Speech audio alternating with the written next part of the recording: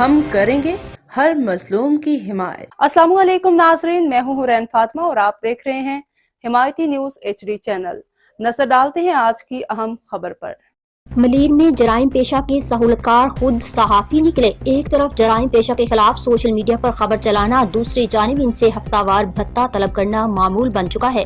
ملیر کے خود ساختہ صحافی جن میں خالد زمان تنولی، جس کو بااعتماد روزنامہ اردو اخبار امت نے نوکری سے نکال دیا تھا، موصوف پر پہلے بھی پولیس اسٹیشن سکھن میں ہیرا پھیری، فراڈ اور جرم کی شواہد مٹانے پر مقدمہ درج ہوا تھا۔ جو صحافی کم بوسٹن کے بیوپاری زیادہ لگتے ہیں، موصوف اپنے آپ کو آج بھی امت اخبار کا رپورٹر ظاہر کرتا ہے۔ ان کی روزی روٹی جرائم پیشہ جن میں جوا، سٹا، ماوا گٹکا، ایرانی تیل اور فورٹ قاسم سے چوری ہونے والے کوکنگ آئل والے بھتہ ادا کرنے والوں سے جڑی ہوئی ہے۔ جو بھتہ نہیں دیتا اس کے خلاف سوشل میڈیا پر محاذ بنا لیتے ہیں۔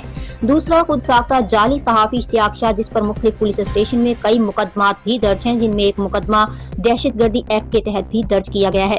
یہ وہ نامعلوم صحافی ہے جو پولیس اسٹیشن کے SHOs کو بلیک میل کرتا ہے۔ علاقے سے معلومات کے مطابق انہوں نے اپنا ٹھکانہ قائد آباد ریلوے اسٹیشن کے قریب بنا رکھا ہے، جہاں پر بیٹھ کر جرائم پیشہ کے ساتھ سوشل میڈیا کے 2 نمبر جعلی صحافی اپنے کرتوتوں سے باز نہیں آئے۔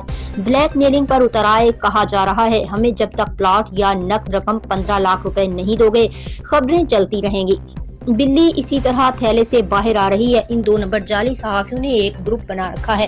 اگر ایک جعلی صحافی خبر بناتا ہے تو دوسرا اسے شیئر کرتا ہے۔ اشتیاق شاہ نامی جعلی صحافی ہمیشہ شراب کے نشے میں دھت رہتا ہے۔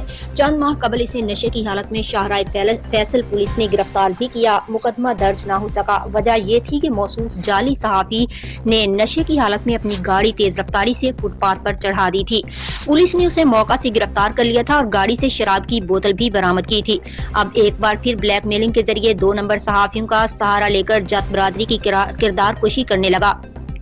میں تمام اپنی برادری کی عوام سے اپیل کرتا ہوں، ایسے 2 نمبر جعلی صحافیوں کے خلاف اٹھ کھڑے ہوں جنہوں نے ہماری قوم کو گالی دی۔ خالد زمان تنولی سے جب اس کا کام دھندا پوچھا تو آپے سے باہر ہو گیا۔ ان کا کام دھندا بلیک میلنگ کے ذریعے جرم چلانے والوں سے بھتہ اکٹھا کرنا ہے اور اپنے بچوں کو حرام کھلانا۔ فہیم احمد ارائی کی رپورٹ۔ مزید خبروں اور اپڈیٹ سے باخبر رہنے کے لیے دیکھتے رہیں حمایتی نیوز HD چینل۔